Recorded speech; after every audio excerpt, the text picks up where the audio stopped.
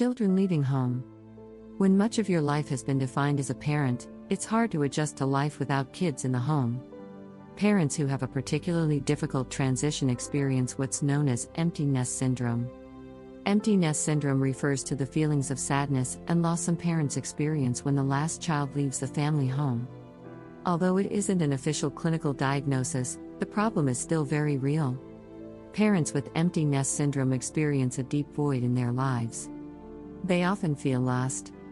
They may also struggle to allow their adult children to have autonomy. Some couples experience higher levels of conflict when one or both partners have empty nest syndrome. This can compound feelings of loneliness and distress.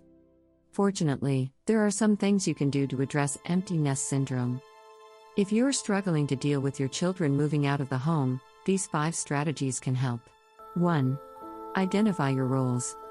You've been a lot of things in your life: daughter or son, friend, employee, maybe aunt or uncle, but none may feel as important as the role of parent. Rest assured that you can still carry that label proudly, it just might not be at the forefront anymore. Identify new roles you want to fill during this empty nest phase of your life. Do you want to be a volunteer? A generous neighbor? An involved community member? Now that you have more time on your hands, you have the opportunity to explore other activities that can give you meaning and purpose. Clarifying the roles you'd like to fill now that you're an empty nester can ensure you feel valuable. 2. Reconnect with your partner. You might be totally focused on how your life is going to change after your child leaves. And in your mind, that might not be for the better. Remember those years before you had kids, though, when it was just the two of you. It's time to make more memories as a twosome. Travel without worrying about who's going to stay with the kids. Plan date nights without thinking about a babysitter, and cook whatever meals you want, without considering if a picky eater is going to complain about it. If many of your activities centered around going to kids' sporting events and school plays, it may take some effort to figure out what other activities you can enjoy together. But the extra planning will pay off. 3.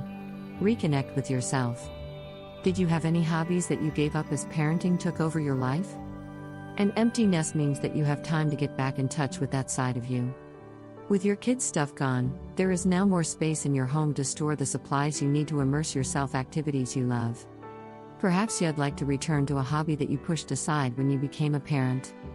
Or maybe Terry's something you always wanted to try but you never had time. If you aren't sure what you'd like to do, pick something and give it a try by taking a class or testing out a short-term project. If you find out it's not for you, try something else. This is a great time to explore your interests. 4. Find new challenges. Ease the sense of loss that you might feel about your child growing up by finding a new personal or professional challenge to tackle.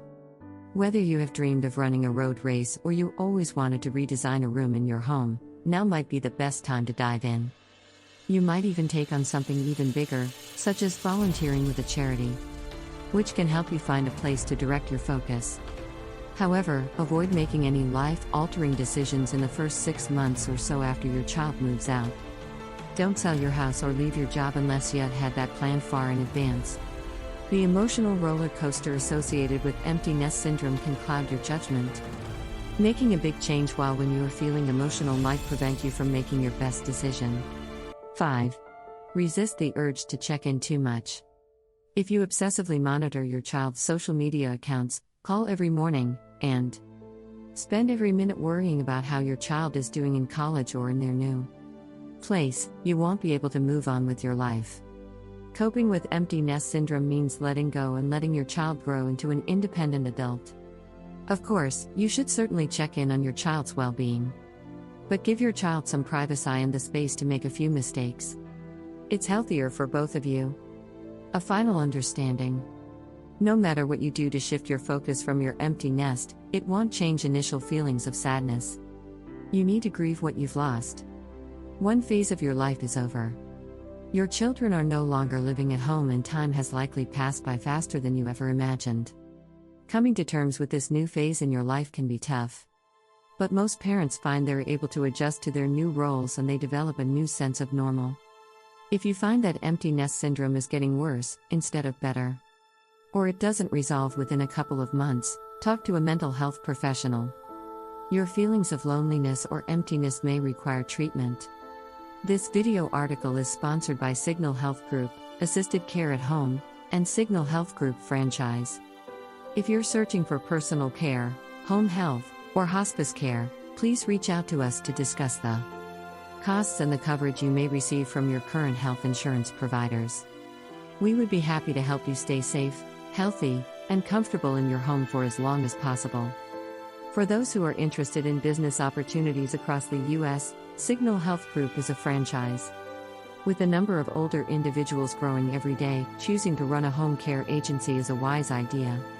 Learn more about our services offered across the United States and business opportunities at signalhg.com or call franchise 800-953-6183.